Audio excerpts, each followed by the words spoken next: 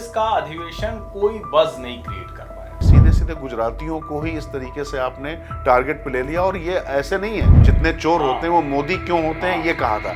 तो कि राहुल गांधी ठीक वही काम कर रहे हैं जो उन्होंने भारत जोड़ो यात्रा में बताया था कि केरोसिन छिड़का हुआ, बस माचिस लगानी है। हर जगह इनको विभेद ही करना है। तो भाई ऊपर से जिस तरीके की गंगोत्री बह रही है, नीचे पानी वैसा ही आ रहा है। ममता बनर्जी मुस्लिम मतों के और एकजुटी करने के चक्कर में नहीं, वो इसलिए भी आ रहा है क्योंकि आप बंगाल में देखिए ना कि अभिषेक बनर्जी, ममता बनर्जी, दो गुट वहां भी दिखाई पड़ रहे हैं। पता नहीं कौन लोग रूह अफ़ज़ा पीते हैं, उतना गाढ़ा उतना मीठा। अब तो शायद उस तरह का शरबत कोई पीना भी पसंद नहीं करता हो। नहीं, वो एक के साथ एक फ्री नहीं मिल पाई टाइप आता है। नहीं, एक के साथ एक फ्री वाले भी फ्री हो गए। नमस्कार, मैं हूं राजकिशोर।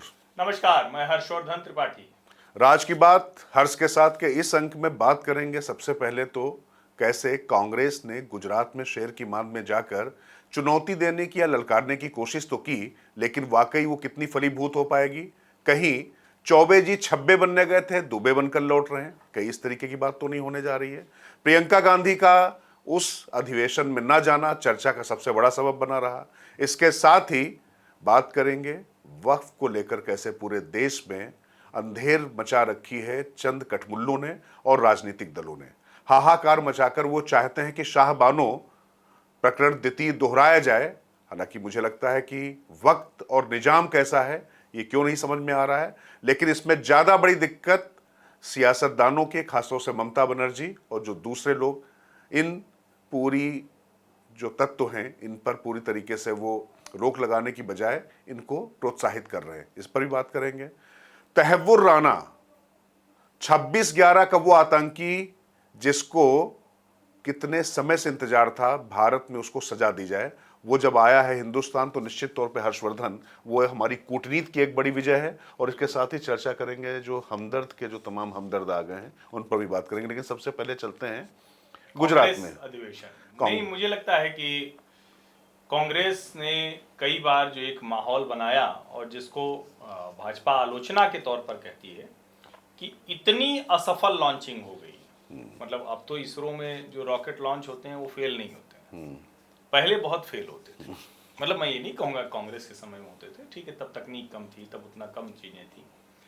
लेकिन अब जो भी हो, कांग्रेस की लग रहा है सारी तकनीक गायब हो गई। राहुल गांधी को जैसे लॉन्च करना बार बार फेल हो जाता है, वैसे ही गुजरात में कांग्रेस का अधिवेशन कोई बज़ नहीं क्रिएट कर पाया। और जो बज़ क्रिएट किया वो गुजरात के लिए, कांग्रेस के लिए, देश के लिए कितनी खतरनाक है। जो बीवी श्रीनिवास के उस बयान की आप बात कर रहे थे, बीवी श्रीनिवास ने कहा कि जैसे ईस्ट इंडिया कंपनी के खिलाफ कांग्रेस लड़ी, गांधी जी लड़े, वैसे राहुल गांधी अब वेस्ट इंडिया के खिलाफ लड़ रहे हैं। अब एक तो पहले पता नहीं ये युवक कांग्रेस के नेता हैं, बीवी श्रीनिवास बड़ा मेहनत करते रहे, सब कुछ ठीक है, लेकिन उनके ऊपर असम की एक नेत्री ने आरोप भी लगाया था, गंभीर आरोप था। लेकिन ये भी नहीं पता उनको कि ईस्ट इंडिया कंपनी वो ब्रिटिश कंपनी थी, वो कारोबार करने के लिए आई थी, उसी बहाने से वो देश पर राज करती है, हम गुलाम बनाए जाते हैं। और वेस्ट इंडिया क्या है भाई? अरे उत्तर, दक्षिण, पूरब, पश्चिम, तब मिला के पूरा भारत बनता है। और जैसे राहुल गांधी वैसे उनके नेता, तो राहुल गांधी जैसे कहते थे कि हम इंडियन स्टेट से लड़ाई लड़ रहे हैं। आप समझ नहीं रहे हो आप, हम इंडियन स्टेट से लड़ाई लड़ रहे हैं। वैसे ही बीवी श्रीनिवास ने और आगे कर दिया कि अब हम दक्षिण भारत से लड़ेंगे, उत्तर भारत से लड़ेंगे, पूरब भारत से लड़ेंगे।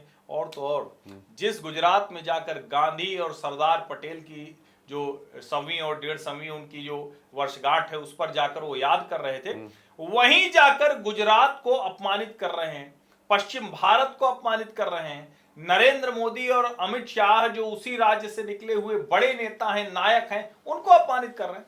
अब मिला क्या उनको? देखिए हर्षवर्धन, मुझे लगता है कि इतिहास बोध और जो भारत का जो गौरव बोध है उसके बारे में जिन लोगों को जानकारी नहीं होगी और जिनको गलत तरीके से, इतिहास की तो बात जाने दीजिए, इतिहास की तो इतिश्री कर दी है। पहली बात तो समझ लीजिए कि 3 सदियां अभी गुजरातियों के नाम ही भारत में लिख गई हैं। अगर आप बात करेंगे, पहले दयानंद सरस्वती आ जाइए 19वीं सदी में, 20वीं सदी में आप अगर आ जाएंगे तो महात्मा गांधी निश्चित तौर से उस सदी में भारत के नायक बनकर उभरे। लेकिन वो अकेले नहीं थे, और भी लोग थे। लेकिन आज की तारीख में अगर देखें तो फिर गुजरात ने तीसरी, अभी जब जितनी अगर 21वीं सदी है। अब इसमें क्या कहा जाए कि भैया गुजराती जो है वो मतलब क्या देश से अलग है? मतलब अगर तमिलनाडु से कोई हमारे पास एपीजे अब्दुल कलाम आते थे तो हम मान लें कि वो तमिलनाडु का आदमी आ गया। और कभी हमने ये नहीं देखा, कभी हमने नहीं देखा। और ये सोचिए कि अंदर दिक्कत कहां पर है। ये वाकई अंदर हर जगह इनको विभेद ही करना है, कभी भाषा के नाम पर, कभी क्षेत्र के नाम पर, कभी जो है जातिगत जनगणना के नाम पर। तो भाई ऊपर से जिस तरीके की गंगोत्री बह रही है, नीचे पानी वैसा ही आ रहा है। और बीबी श्रीनिवास जब ये बात कह रहे हैं तो ये भूल जाते हैं कि चाहे वो मोदी और शाह की बात कर रहे हो या अंबानी अडानी की बात कर रहे हो, वो सब गुजराती, सब गुजराती हैं। और गुजरात में जब आप बात करते हैं कि सरदार वल्लभ भाई पटेल और महात्मा गांधी की, तो हर्षवर्धन उनको ये नहीं समझ में आ रहा है कि सीधे सीधे गुजरातियों को ही इस तरीके से आपने टारगेट पे ले लिया। और ये ऐसे नहीं है, पहले मोदी क्यों होते हैं ये इन्होंने कहा था, ठीक बात, जितने चोर होते हैं वो मोदी क्यों होते हैं ये कहा था। तो कैसे जो है, अच्छा आप एक बात देखिए, कांग्रेस के नेताओं से आप अगर ऑफ द रिकॉर्ड और कांग्रेस पोषित पत्रकारों से अगर आप बात करेंगे तो क्या कहेंगे, ये गुजराती कितने पढ़े लिखे होते हैं। गुजराती गुजराती लॉबी, गुजरात ने बेच दिया, गुजरात सब कुछ कमांड कर दे रहा है। गुजरात का अहमद पटेल कौन थे? अरे भाई देश का व्यक्ति है। नहीं, अहमद पटेल कौन थे? अहमद पटेल भी तो वही थे। और मैं कह रहा हूं ये सब छोड़िए, इस तरह से देश के अलग अलग हिस्सों को बांट कर बात करना तब तो बड़ा विचित्र हो जाएगा। और यही सोचिए कि राहुल गांधी का परिवार तो मोतीलाल नेहरू तो चले आए थे इलाहाबाद, बिल्कुल, लेकिन स्थिति ये कि आज उस उत्तर प्रदेश में भी उनके पास इस बार गठजोड़ हो गया, समाजवादी पार्टी और उनका, और उत्तर प्रदेश में भारतीय जनता पार्टी की दिल्ली लखनऊ की लड़ाई कह लीजिए, अलग अलग तरह के विभेद कह लीजिए, एक दूसरे को कट टू साइज करने की कोशिश कह लीजिए कि 33 सीटों पर भाजपा रह गई और 37 और 6 इनका कांग्रेस का भी खाता खुल गया बढ़िया सा, वरना तो ये एक रह गए थे। तो मुझे ये भी लगता है कि ये देश के अलग अलग हिस्सों में और हारने की आशंका से जब वायनाड गए तो कहा कि उत्तर भारत के लोग तो मुद्दों पर वोट ही नहीं करते, मुद्दों पर वोट तो दक्षिण भारत के लोग करते हैं। हर बात में सिर्फ और सिर्फ विभेद करने की गोबर गोमूत्र कहा, बिल्कुल गोबर गोमूत्र कहा। और जो सबसे बड़ी बात कि राहुल गांधी ठीक वही काम कर रहे हैं जो उन्होंने भारत जोड़ो यात्रा में बताया था कि केरोसिन छिड़का हुआ, बस माचिस लगानी है। अब वो तो नरेंद्र मोदी की नीतियां, नरेंद्र मोदी की योजनाएं, नरेंद्र मोदी के कार्यक्रम कि उसमें लग नहीं पाता है, लेकिन कोशिश पूरी तरह से वही है। अब इसमें एक बात और नहीं समझ पाती, आप चूंकि राजकिशोर लंबे समय से उसको कवर भी किया और आपको कुछ अंदर की भी जानकारी है, कुछ लोगों ने कहा कि कांग्रेस पार्टी के ऊपर कुछ चस्पा हो गया है, तो पहले वो वाला बताइए, तब उसके बाद हम लोग जरा बात करेंगे कि क्या है मसला। ये प्रियंका राहुल का कुछ मसला गंभीर है क्या, या हम लोग सिर्फ ऐसे ही यूं ही हवाबाजी कर रहे हैं, पतंग लड़ा रहे हैं, मतलब क्या है। पहले वो जो आपको वहां जो कांग्रेस के नेताओं ने कहा कि कांग्रेस पार्टी की छवि कैसी होती जा रही है। नहीं देखिए, कुछ भी यूं ही नहीं होता है, कुछ तो है, धुआं अगर उठ रहा है तो कुछ तो बातें हैं। लेकिन जरा जो महत्वपूर्ण बात है, 2012 के उत्तर प्रदेश के विधानसभा चुनाव के बाद में ए.के. एंटनी कमेटी एक बनी थी, शीला दीक्षित भी जिसमें होती थी, हर्षवर्धन। उसमें उस रिपोर्ट में कहा गया था कि कैसे जो है कांग्रेस जो है वो मतलब सांप्रदायिकता से लड़ने या धर्मनिरपेक्ष होने के बजाय वो हिंदू विरोधी होती दिखाई पड़ रही। ये बात गुजरात की धरती पे कांग्रेस के तमाम नेताओं ने अंदर जब मीटिंग हुई तो उठाई, और उन्होंने कहा कि हम जब मंदिरों में जाते हैं तो हमें हूट किया जाता है, हम जिस तरीके से वहां पर जब जा रहे हैं तो हमें लोग जैसी नज़रों से देखते हैं, हमें दिक्कत हो रही है, हमें अपनी पॉलिसीज बदलनी पड़ेगी। और जानते हैं इन सब मुद्दों पर पूरी तरीके से सन्नाटा था, कोई किसी ने कोई बात नहीं की। और तो और जाने दीजिए, वहाँ पर कानपुर के तो एक जो आलोक मिश्रा हैं वो सीधे सीधे उठा गए अपनी पार्टी, मतलब खड़गे, और राहुल गांधी सोनिया गांधी का नाम लेकर वो कह रहे हैं कि वहाँ पर जिला अध्यक्ष ऐसा आदमी बना दिया आपने कि जिसका एक बेटा सपा में एक भाजपा में। तो आप सोचिए कि किस किस तरीके की बातें वहाँ पर हो रही हैं। अच्छा, अंदर एक और राहुल ने कोशिश की थी कि भाई विकेंद्रीकरण शक्ति का किया जाए, जिला अध्यक्षों को और मंडल अध्यक्षों को अधिकार दिया जाए। सोचने में और कहने में तो बड़ा अच्छा लगता है, लेकिन इस तरीके से आप अधिकार देंगे। अब अधिकार की बात आप जाने दीजिए कि ऊपर जो है आप ग्रुप 24 जो बनता है, ऊपर तो आप अधिकार दे नहीं पाए लोगों को, जो शीर्ष नेता थे, अब जिलों में अधिकार देंगे। नहीं, और अधिकार देने में बुराई नहीं है, लेकिन ऐसे तो नहीं हो सकता ना कि आप आप उनका इस्तेमाल फीडबैक सिस्टम के तौर पर कर सकते हैं। कांग्रेस पार्टी की सबसे बड़ी मुश्किल ये है कि उसके ऊपर के नेता कोई ऐसा उदाहरण प्रस्तुत नहीं कर पाते और वो कहते हैं कि जिले जिले में सब मजबूत हो जाए, प्रदेश मजबूत हो जाए तो राहुल जी को प्रधानमंत्री बना दें।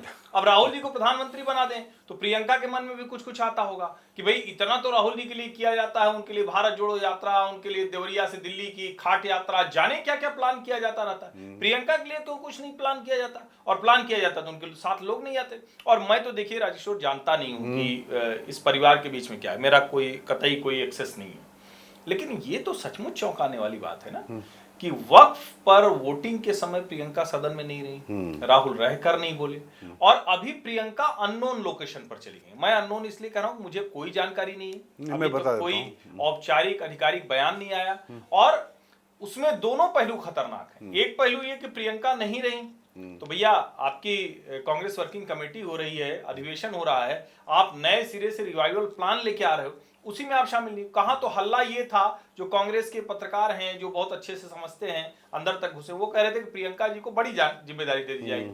तो क्या ये सब दबाव बनाया जा रहा था? क्या प्रियंका को वायनाड से चुनाव लड़ाना, सांसद बनाना, वो बहुत दबाव की बात हुआ? जो रॉबर्ट वाड्रा उस तक कह रहे थे कि मैंने साफ कर दिया कि अब तुमको चुनाव लड़ना ही। तो क्या परिवार के भीतर भाई बहन कितना भी वो लाड दुलार दिखाएं, अतिरिक्त प्रेम दिखाएं सार्वजनिक तौर पर, वो भी अच्छा नहीं। संसद में इस बार बिरला जी ने टोका भी था, वो भी अच्छा नहीं है। लेकिन क्या अंदर खाने राहुल और प्रियंका कांग्रेस ये अलग अलग हो चुकी है? इसका जवाब मुझे चाहिए। देखिए हर्षवर्धन, पहली बात तो एक बात बता दूं, जानकारी ये जो मिली है, वैसे तो जब वियतनाम गए थे राहुल गांधी उसकी भी कोई आधिकारिक जानकारी आज तक नहीं आई, लेकिन वो गृह मंत्री ने सदन में कह दिया कि वियतनाम गए थे तो सब ये पुष्ट हो गया। लेकिन प्रियंका गांधी गई हुई हैं किसी अपने रिश्तेदार के इलाज के लिए अमेरिका। माना जा रहा है कि शायद राहुल गांधी भी वहां जाएंगे, और शायद वो उनके मातृ पक्ष के रिश्तेदार हैं, मतलब वो शायद इटली के होंगे।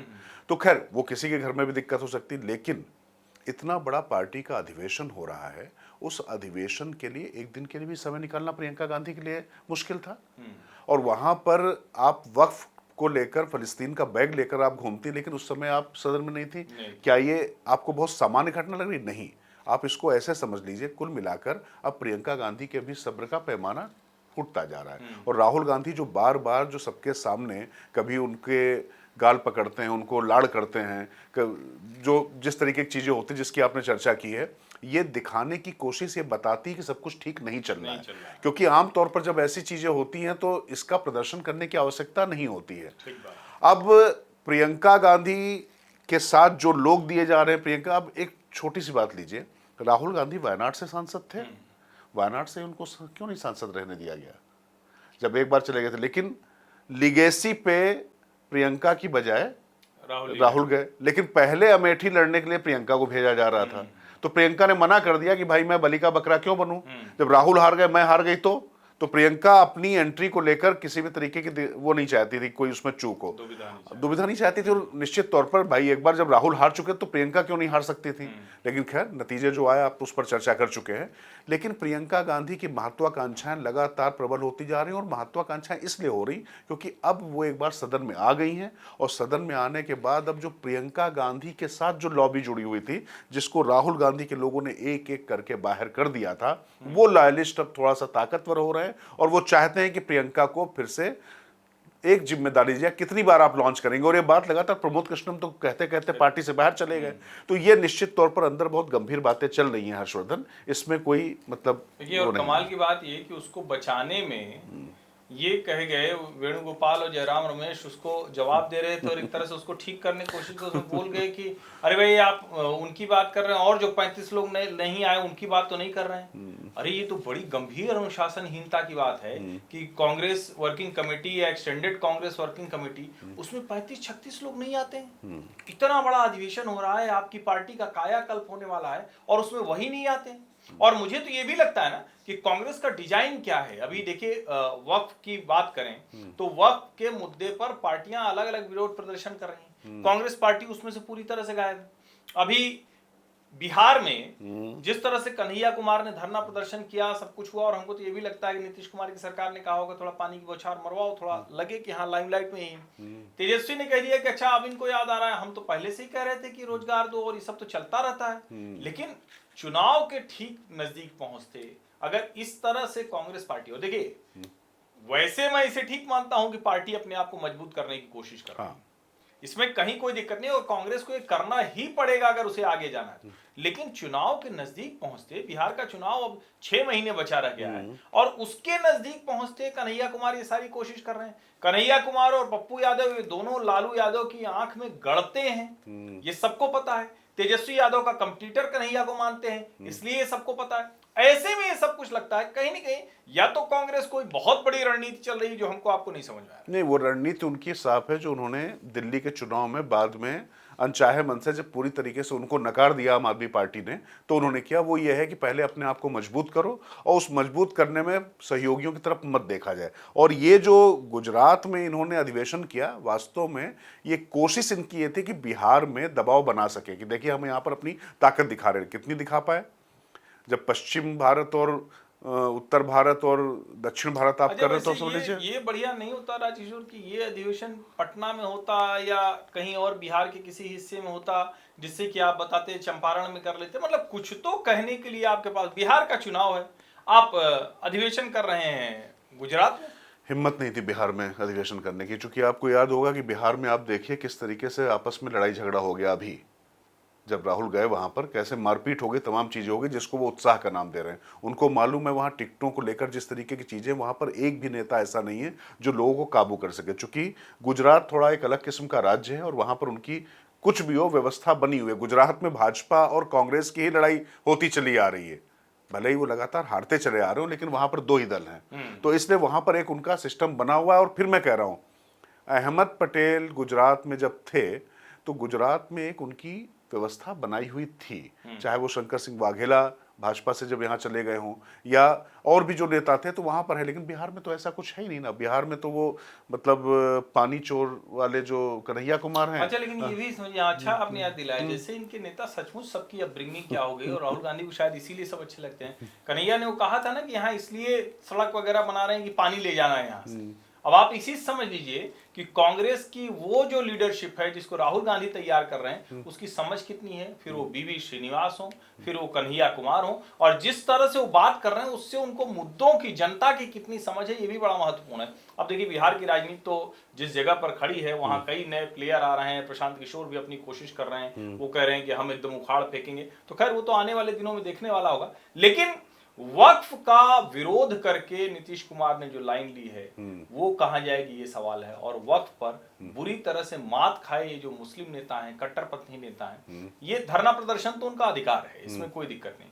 लेकिन जिस तरह से पश्चिम बंगाल में हिंसक प्रदर्शन हो रहे हैं, जिस तरह से ट्रेनों को 5-5 हजार की भीड़ घेर लेती है, जिस तरह से हिंदू बस्तियों के बाहर मुस्लिम बस्तियों मुसलमानों की भीड़ आ जाती है, जिस तरह से पुलिस के ऊपर हमला होता है और अंत में बीएसएफ को सौंपना पड़ता है, ये कोई सामान्य घटनाक्रम नहीं है।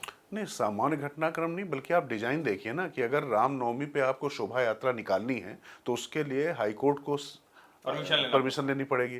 लेकिन वक्फ के खिलाफ अगर आपको धरना प्रदर्शन करना है तो लारियां की लारियां भर के, जैसे मैं कहना नहीं चाहिए शब्द, मैंने तो ऐसे भेड़ बकरियों को ऐसे भर के जाते हुए देखा था, वैसे आपने इंसानों को वहां पर भेजा। अच्छा, और एक बात और है, वक्फ को लेकर सबसे बड़ी बात है कि जिस तरीके से जुमे की नमाज पर ही लगातार बवाल होने लगा है, हर्षवर्धन, इस पे बात करना बहुत जरूरी है। ये बड़ा दुखद है और इसको लेकर बार बार ये सवाल होना चाहिए।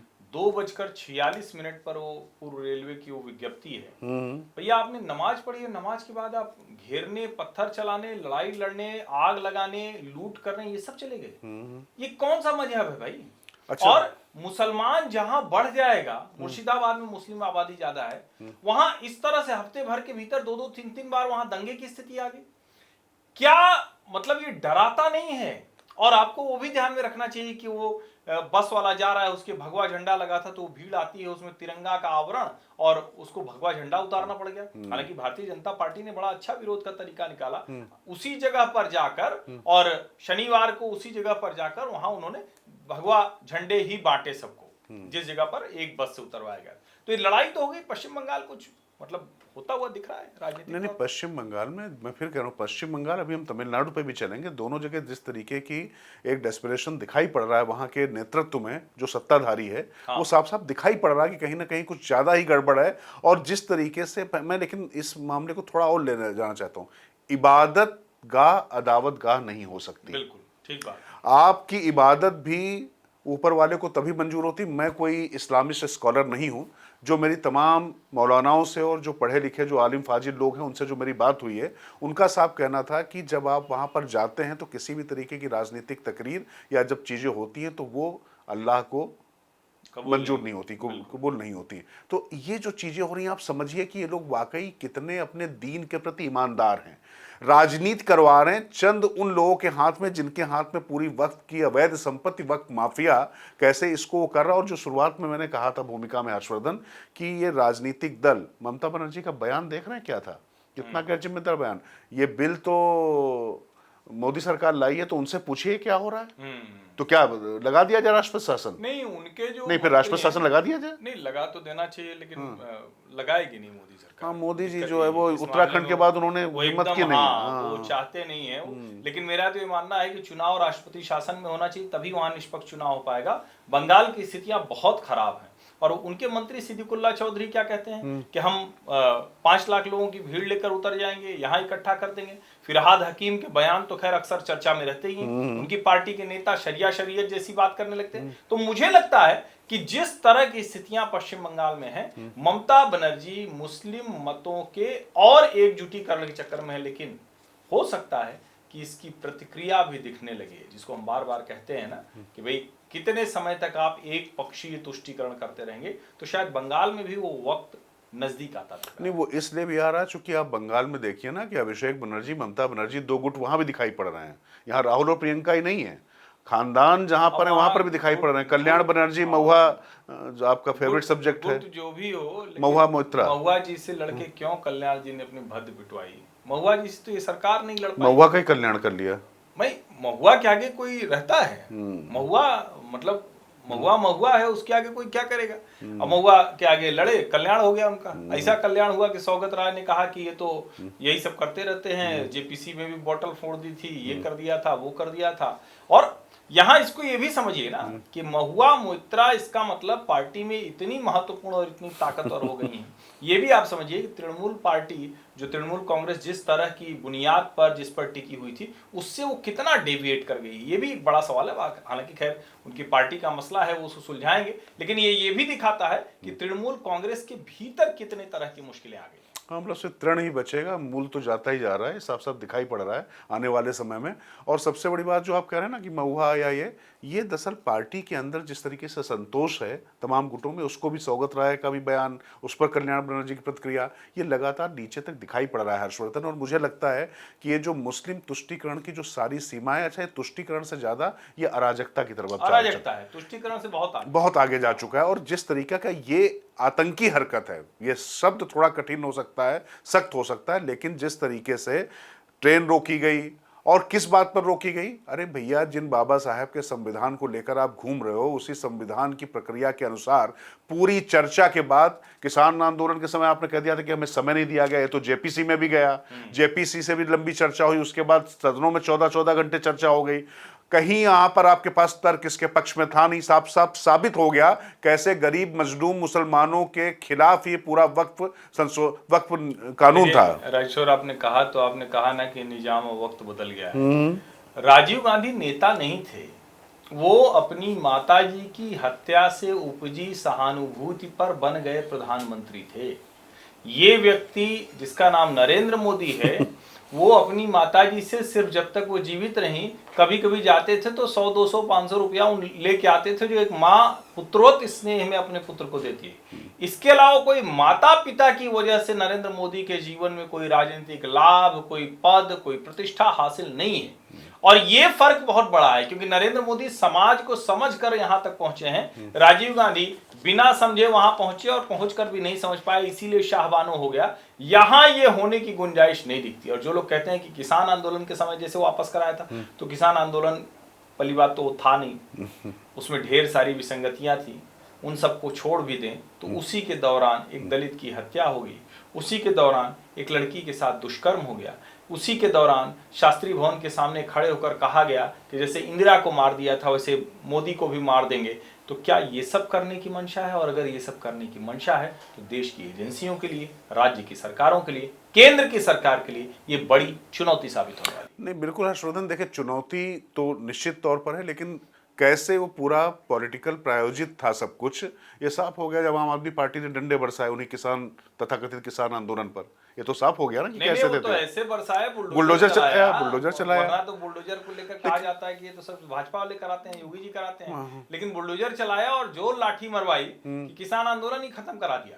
हाँ। तो सवाल तो यही ना कि अराजकता कोई कब तक बर्दाश्त करेगा? जब तक दिल्ली में सरकार थी तो उनको लग रहा था कि उसकी वजह से एक सरकार बनी हुई, जब वो सरकार ही चली गई तो खत्म हो गया। और फिर मैं कह रहा हूं किसानों का भला इन तथाकथित किसान संगठनों ने रोक रखा है। वो तीनों कृषि कानून आते तो किसानों का हाथ मजबूत होता, ये समझना बहुत जरूरी है। और ये बातें अभी शुरू भी हो चुकी, खुद जिन लोगों ने इसका विरोध किया था उन्होंने ही शुरू कर दी। खैर अभी उस पर नहीं जाते, लेकिन शाह बानो प्रकरण एक बार जरूर कहूंगा, चूंकि ये बार बार कहा जा रहा है कि शाह बानो प्रकरण दोहराया जाएगा। नहीं, वो भारत के पूरे इतिहास में बहुत बड़ा कलंक था।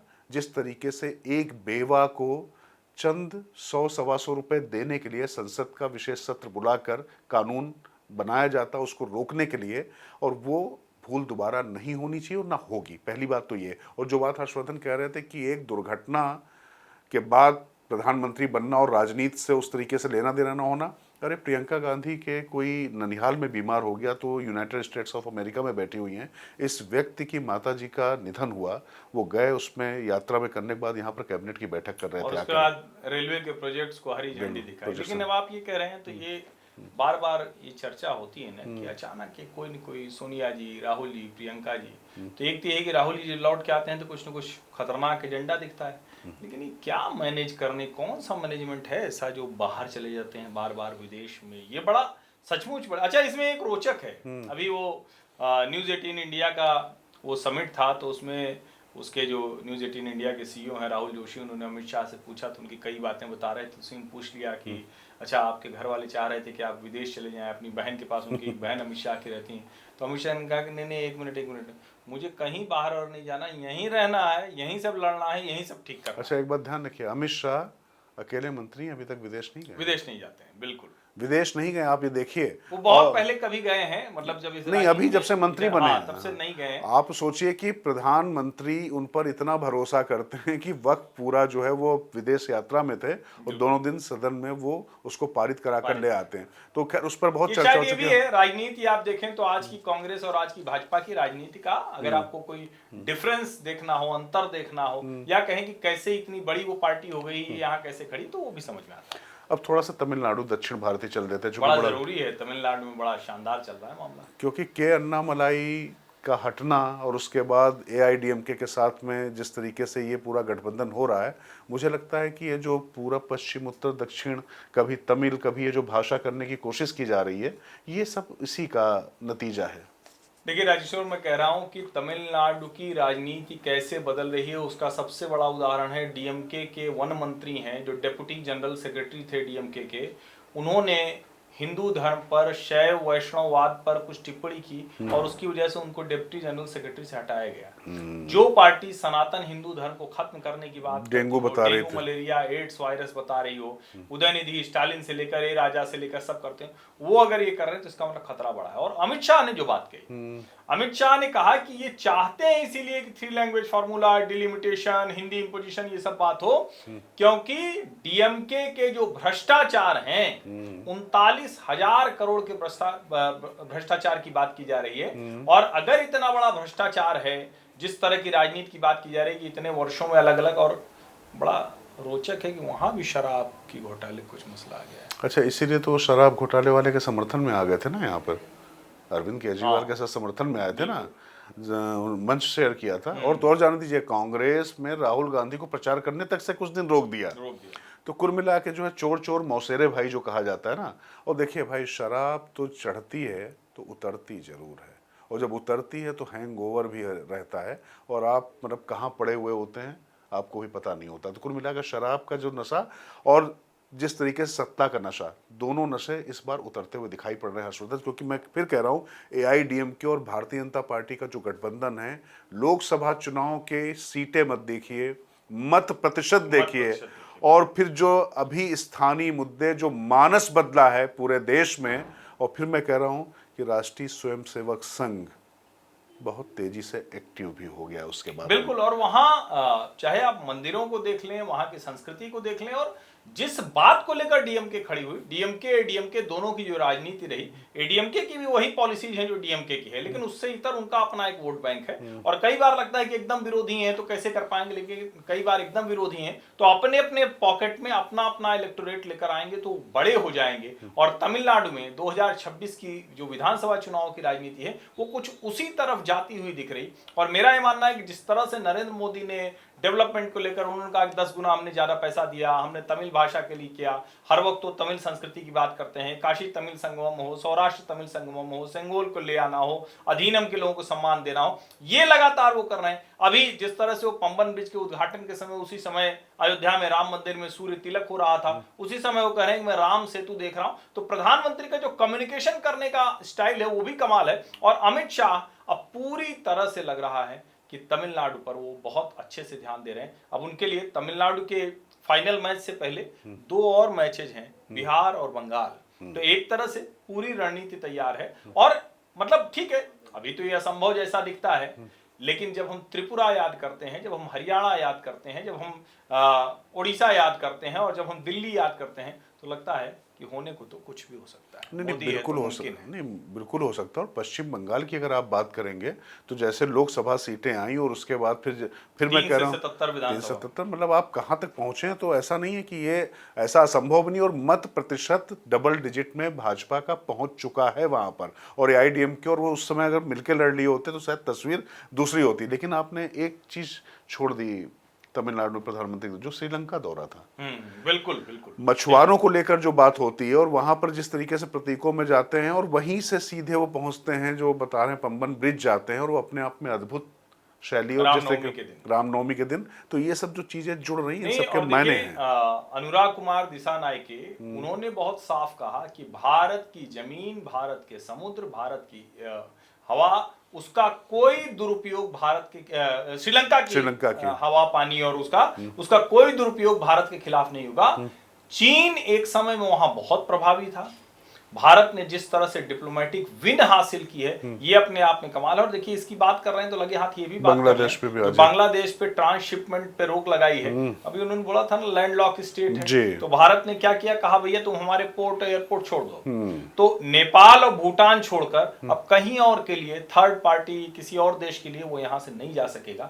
अब समझ में आएगा मोहम्मद यूनुस को। और देखिए, बहुत सी चीजें हैं जो डिप्लोमेटिक फ्रंट पे चलती हैं, लेकिन अभी तो सबसे बड़ी डिप्लोमेटिक विन तहव्वुर राना, वो आतंकवादी जिसने भारत में 26/11 का हमला, जो भारत की आर्थिक राजधानी पर 166 लोगों की जान चली गई थी, उसको भारत लाया जाना है। लेकिन उस पर भी बहुत से लोग जाने क्या क्या बात कर रहे हैं, फेयर ट्रायल करा लो, कुछ ये तो मिली भगत लगती है। कांग्रेस के नेताओं को हो क्या गया है, किसको मैसेज दे रहे हैं? ये तो बड़ा लगता है जैसे ना कि उनको लगता है किसी भी बात में ऐसा न लगे मुसलमानों के साथ वो खड़े हैं या मुसलमानों को बैड लाइट में डाल रहे हैं, ये सवाल हो जाता है। नहीं, दरअसल बस एक ही बात, प्रभु जब दारुण रुख दी ना ताते पहले मति हर ली ना। मैं इसलिए कह रहा हूँ, देखिए तहव्वुर राणा जो भारत में उसका प्रत्यर्पण हुआ है, ये भारत की कूटनीतिक विजय के साथ साथ में सबसे बड़ी बात यह है कि जो कत्लेआम, जो आतंक का जो नंगा नाच हुआ था, उनके साथ न्याय की दिशा में हम आगे बढ़ रहे हैं, और इसका सबको खुले दिल से इस्तकबाल करना चाहिए था।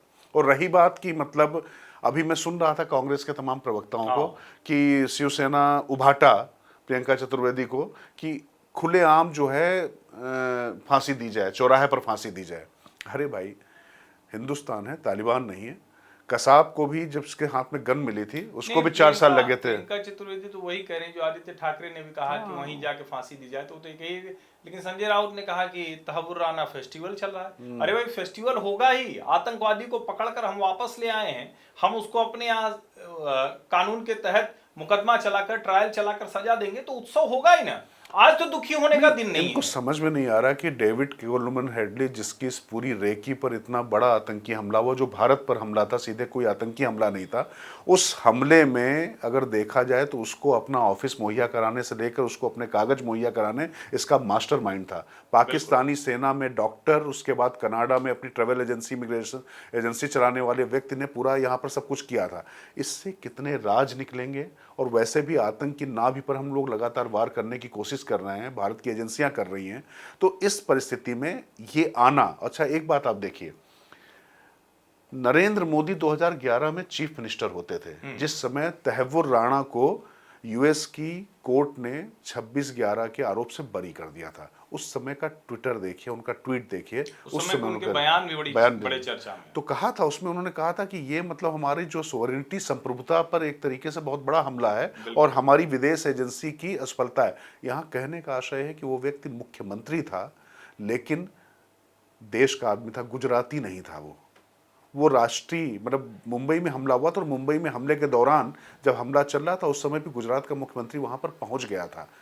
कितना सही था कितना गलत था इसकी मीमांसा आप कर सकते हैं, लेकिन ये जो गुजरात, महाराष्ट्र और कभी ये सब जो फैलाने की कोशिश करते हैं, तो आप सोचिए कि देश के व्यक्ति को देश के किसी भी हिस्से में अगर कश्मीर में कोई हमला होता है तो क्या उत्तर प्रदेश के निवासियों या बिहार के निवासियों को उसका दर्द नहीं होता है क्या? लेकिन इससे ज़्यादा महत्वपूर्ण है कि जो उन्होंने उस समय चिंता जताई थी वो सिर्फ बयान नहीं था, उसको जब वो सत्ता में आए तो करके दिखाया। तो ये फर्क है नरेंद्र मोदी या अन्य नेताओं में। मुझे लगता है कि इस बात को तो आपको मानना पड़ेगा। और जिस डिप्लोमेसिक बात हो रही है, यूनुस किस तरीके से नतमस्तक है, खैर उसके बहुत सारे चीज़ें अब आपको आने वाले समय में दिखाई पड़ेंगी, उस पर कभी और आगे चर्चा करेंगे। लेकिन अब थोड़ा सा आगे बढ़ते हैं हम लोग। गर्मी बहुत है, रूह लोगों की तर हो रही है, बाबा जी भी बहुत वक्फ भी है, बाबा जी बहुत बदमाशी करते हैं। हाँ ठीक होगी, शीर्षासन कर, वो शीर्षासन करता है, करवाता है बंदा। उनको तो मान लीजिए उनका अपना ब्रांड तो आ ही गया है। लोग कह रहे हैं कि बाबा जी ये जो खेल किया है, वो मैं पढ़ रहा था तो मुझे पोस्ट दिखी तो मुझे लगा कि पता नहीं वही खेल तो नहीं है। वो सोच रहे हैं कि बाबा जी शरबत के चक्कर में, शरबत से ज्यादा वो क्या है, मधुनाशिनी उनका टैबलेट है। क्योंकि इतने लोग रूह अफ़ज़ा पी रहे हैं, सब डायबिटीज के पेशेंट हैं, लेकिन उस सब के सब अभी पी रहे हैं रूह अफ़ज़ा, सब फोटो डाल रहे हैं कि देखो हमने रूह अफ़ज़ा पिया। और सच बात ये है, इसमें कहीं कोई संदेह नहीं, हम लोगों ने भी बचपन में अपने खूब रूह अफ़ज़ा पिया है, वही शरबत हुआ करता था।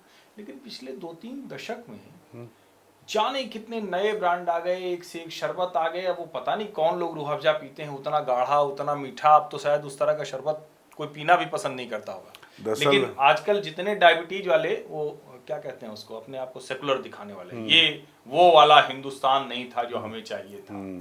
ये जो वो वाला हिंदुस्तान नहीं, तो आजकल सब पी रहे हैं। अरे पाकिस्तान की कंपनी है हमदर्द, वक्फ भी लिखा हुआ है उस पर, तो उनको हर तरीके से साथ दिखाई पड़ना चाहिए। खास बात है कि लोग जो बोतल के साथ में फोटो डाल रहे हैं, दरअसल इनके पास तो दूसरी बोतल होती थी, ये इस बोतल वाले लोग ही नहीं है, ये कभी पिया भी नहीं होगा, मैं आपको बता रहा हूँ, ये दूसरी बोतलों वाले लोग हैं। आप जरा सोशल मीडिया पे जाइए, हाँ देख लीजिएगा दूसरी बोतलों के साथ। आजकल रूह अफ़ज़ा के साथ बोतल लेके खड़े हैं, वैसे आप उनको खड़े होने के अंदाजी जान लेंगे। नहीं, इनके पास दूसरी बोतल होती थी।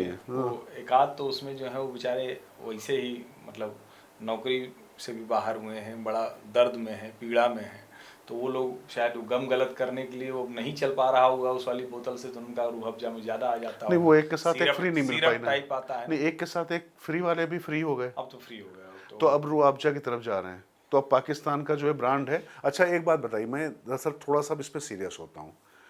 बाबा रामदेव जो कर रहे हैं वो कुछ ऐसा नहीं कर रहे हैं कि जो तमाम बड़ी मल्टीनेशनल एजेंसियां नहीं करती हैं।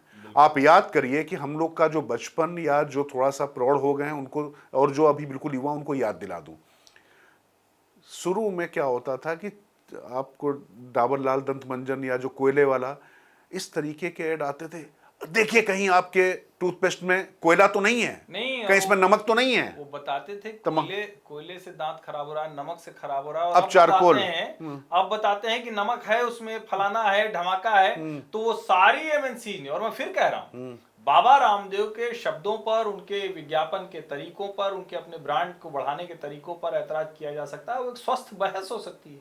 लेकिन जिस तरह से सब रूह अफ़ज़ा पीने लगे सब, और ईश्वर सबको स्वस्थ रखे, क्योंकि वो सब हमें लगता है कि ज्यादा शुगर लेने से फिर वही बाबा जी की दवा लेनी पड़ेगी, टैबलेट, वो जिससे कि जो क्या कहते हैं ना, डायबिटीज मधुमेह थोड़ी- नाशनी जो पूरी मधुमेह नाशनी, तो वो थोड़ी कम हो जाए। जैसे बाबा जी विज्ञापन दे दीजिएगा, सब हम लोगों ने आपकी टैबलेट का प्रचार भी कर दिया, ये नहीं देखिए। नहीं, पर बाबा पता ही नहीं था कि हाँ, प्रचार हम लोग कर दिए। नहीं नहीं, हम प्रचार नहीं कर रहे, हम तो ये बता रहे हैं कि बाबा रामदेव पर अगर आपको आपत्ति जतानी है तो आपने क्या प्रॉक्टर एंड गैम्बल या जो दूसरी जो जो भी MNCs हैं हिंदुस्तानी यूनिलीवर, ये जो कंपनियां कर रही थी, इन पर आपने क्या, मैं फिर कह रहा हूं, फियर साइकोलॉजी यानी जो है डर का मनोविज्ञान जो है किसी भी ब्रांड को बेचता है। देखिए आपको कहीं अंकल ना कहने लग जाएं, तो इस तरीके से डाई बेची जाती थी, है ना। इसी तरीके से आपकी जो त्वचा, आपकी खुरदुरी होगी, आपके दांत खराब हो अरे गए, लेकिन ऐसे बेचे जाते ये थे। वाला ना कहा कि जब हम लोग डाई नहीं लगाते हैं, पता चला कि हमारी उम्र के, ज्यादा उम्र के लोग जो डाई लगा के घूमते हैं, अंकल बोलते नहीं, हैं। उसका देखिए कारण बताऊं, कोयले की जो हीरे बनने की जो एक अवधि होती है, समय लगता है। अब ये जो शुभ्रता हमको जो है कालिक से जो इस तरफ जा रही है, उसमें हम 2 रुपए का पेंट पोत कर उसको काला नहीं बनाना चाहते हैं। जिन्होंने काला पोता है, काली पट्टी बांधी है, और काली पट्टी के समर्थन में वो लोग रहे उसके समर्थन में। ये शुभ्रता हमारी जो है ओरिजिनलिटी है, इस ओरिजिनलिटी को भैया हम जो है 2 रुपए का पेंट पोत कर वो नहीं करने वाले हैं। नहीं, सीधी सी मन बात करे है। तो कभी कर लीजिए, लेकिन इसलिए कि जवान दिखना है रंग करके, भाई आपको कलर करना है, आपको कुछ भी करना है, आप करिए उसके हिसाब से। लेकिन सिर्फ इसलिए कि आपको अपनी उम्र कम रखनी, तो उम्र बाल सफेद काला होने से थोड़ी ना होती है।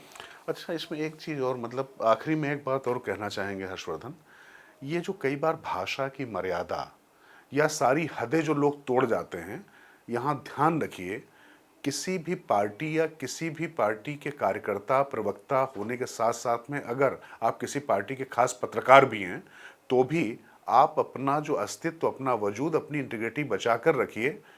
फिर मैं कह रहा हूँ, सब थोड़ा बुरा लग सकता है, ये किसी का पेट बनने की आवश्यकता नहीं है कि आप किसी को काटने और भौंकने दौड़ें। क्या आलोक शर्मा को सचिव से हटा दिया गया? हटा दिया गया सचिव पद से। आप देखिए आलोक लेकिन अभी शर्मा, मीडिया पैनलिस्ट तो रहेंगे। ठीक है मीडिया पैनलिस्ट रहेंगे, लेकिन कुल मिला के आलोक शर्मा या जो कांग्रेस के जो तमाम प्रवक्ता जिस बदतमीजी की सीमा को क्रॉस करते चले जा रहे हैं, उनको ये समझना पड़ेगा, अच्छा तमाम लोग भाजपा में आ गए जो लोग पहले ऐसा कर रहे थे, और भाजपा के भी तमाम ऐसे जो लोग थे उनको हमने हाशिए पर जाते हुए देखा है। बिल्कुल। भाई नुपुर शर्मा का भी उदाहरण है। अगर मैं आलोक शर्मा की बात कर रहा हूं तो मैं नुपुर शर्मा की बात कर रहा हूं। हालांकि उसको लेकर लोगों को भेद हो सकते हैं कि ऐसा जिसने कहा था वो बचा वो नहीं बचा, लेकिन मैं फिर कह रहा हूं कि आपको सावधानी हटी तो दुर्घटना घटी। आप अपने सामान के जिम्मेदार स्वयं हैं। नहीं नहीं, और सार्वजनिक तौर पर अगर आपको अवसर मिल रहा है, आपको ईश्वर ने आपको संयोग ऐसा मिला है कि आप सार्वजनिक तौर पर बोलते हैं और लोग, तो अपनी भाषा और शब्दावली का तो बिल्कुल ध्यान रखें। और ऐसा नहीं है, हम लोग के जीवन में भी बहुत अवसर आते हैं, डिबेट में आता है, कई बार गुस्सा भी आता है, सब कुछ आता है, लेकिन भाषा की मर्यादा, शब्दों का चयन, ये तो ध्यान रखना होगा। और फिर मैं कह रहा हूं, जो राजकिशोर ने कहा, तब आपके साथ कोई खड़ा नहीं होगा। और पार्टियों के प्रवक्ता या जो पार्टियों के लोग हैं, ये तो फिर भी बच जाएंगे।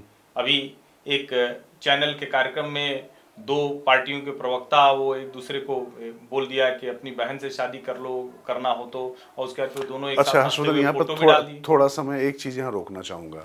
उस डिबेट को पता नहीं, आमतौर पे मैं देखता नहीं हूँ, लेकिन कुछ ऐसा था कि कहीं बैठा हुआ था, टीवी चल रहा था, कोइंसिडेंटली उस शख्स ने जिस पे आपत्ति जताई, उसने जानते क्या था कि आप घर में 3 भाई हैं, एक आदमी पूजा करता है, एक आदमी मूर्ति को लात मारता है। अब ये तो सचमुच बहुत गंदा है। अब बहुत मैं तो जिस व्यक्ति ने ये बात कही थी, बीजेपी के प्रवक्ता ने, उसी बात पर पहले क्यों नहीं टोका, मुझे तो इस पर अजीब लगा, क्योंकि उस पर मुझे प्रवक्ता होने के नाते नहीं, आप लात मारने वाले को, आप नास्तिक हैं रहिए भाई, हम चारवाक को भी ऋषि मान लेते हैं, बिल्कुल, हमें कोई दिक्कत नहीं है, लेकिन आप हमारे आराध्य और हमारे उसको इस तरीके की भाषा इस्तेमाल कर रहे हैं। लेकिन सोशल मीडिया पर तो यह है ना कि दोनों लड़े और उसके बाद फिर दोनों ने अपना हंसते हुए फोटो डाली, तो बड़ी आलोचना भी चल रही है।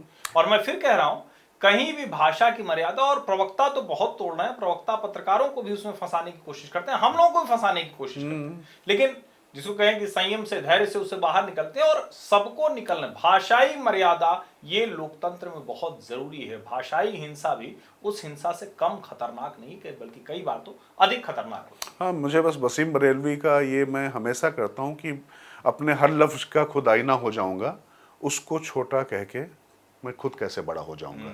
तो कुल मिला के आप सम्मान एक दूसरे का करिए, विरोध खूब करिए, प्रखर करिए, मुखर करिए, लेकिन अब शब्दों का इस्तेमाल आप तभी करते हैं जब आपके पास कंटेंट नहीं होता। थोड़ा पढ़ लीजिए, एक विचारधारा के साथ में आप जुड़ लीजिए, लेकिन अभी हो क्या रहा है ना कि सब कुछ आउटसोर्स हो रहा है, तो इन सब चीज़ों को भी मुझे लगता है लोग समझेंगे, जानेंगे। बस मेरा कहने का मतलब इतना था, और हर्षवर्धन भी यही समझाना चाह रहे हैं कि भैया आप अपने संबंध इन सब चीजों में खराब मत करिए, और कम से कम अपने आप को खराब मत करिए, क्योंकि इससे खराब आप खुद हो रहे हैं। अपने आप को मत खराब, अपने आप खराब मत बिल्कुल। करिए। तो मुझे लगता है कि अभी यहीं से हम लोग विदा लेते हैं। बिल्कुल, बहुत बहुत धन्यवाद। नमस्कार।